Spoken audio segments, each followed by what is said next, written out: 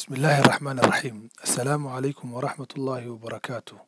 ما جعشها إن هشد شفاعتنا محمد عليه الصلاة والسلام شفاعتنا محمد عليه الصلاة والسلام ما لنتقى مولا ليال آديان وقباها النهي وحاس النصيب وهلي قفك كد إذا نبي محمد عليه الصلاة والسلام سلام مركانا قلبيا ويقينيا أرنتان ونبي محمد عليه الصلاة والسلام نقهنونيي waxaan hubaa haddii aad aamintid oo aad la timaadid erayadan uu nabiga calayhi salaatu wasalaam noo sheegay in aad shafaacadiisa heli doontid ilaahay ha ku siiya shafaacadiisa الله أكبر الله أكبر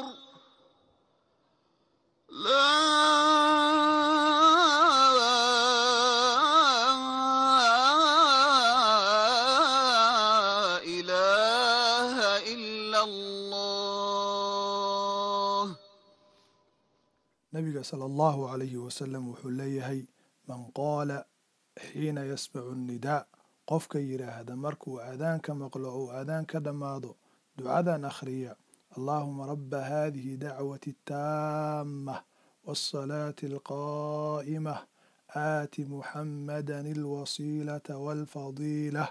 wabacathu maqaaman maxmuudan aladii wacadtah qofka saa yidhaahda oo ducadaas akhriya xallat lahu shafaacati yowma alqiyaamah qofkaasi wuxuu helayaa shafaacadayda ayuu helayaa xadiiskaas waxaa soo saaray imaamu albukhaariy nabigana walaalayaal waa run low haddaba walaalkayga muslimka ahow ilaahay ha ku siiya shafaacada nebi maxamede ku dadaal inaad ku camalfashid ducadan kaa qaadan mayso wax ka yar 30 sakan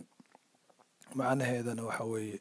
ilaahayga iska lahaa ducadan dhammaystiran iyo salaadan taagan maxamed waxaa siisaa wasiila wasiilada waxa weeye waa darajo ka mida darajooyinka jannada iyo dheeraadsii ilaahay uu ka soo saar maqaaman maxmuuda maqaam la mahadiyey ka soo saar oo kaasaad u ballan qaaday walaalkayga muslimka ahow ducada waa muhiim inaad ku dadaashid si aad u heshid shafaacada nebi maxamed calayhi salaatu wasalaam ilaahay ha u dambi dhaafo qof kastoo muslin ah oo sii faafiya ducada nebi maxamed calayhi salaatu wasalaam ilaahay shafaacada nebi maxamed ha siiyo qof kastoo wanaagga ka qayb qaata ilaahay subxaanahu wa tacaala waalidkiina ha u naxariisto ilaahay subxaanahu wa tacaala muraadkiina ha sahlo walaalayaal khayrka wuxuu ku jiraa in nebi maxamed calayhi salaatu wasalaam la raaco khayrka wuxuu ku jiraa in niyadda la wanaajisto wassalaamu calaykum waraxmat ullaahi wabarakaatuh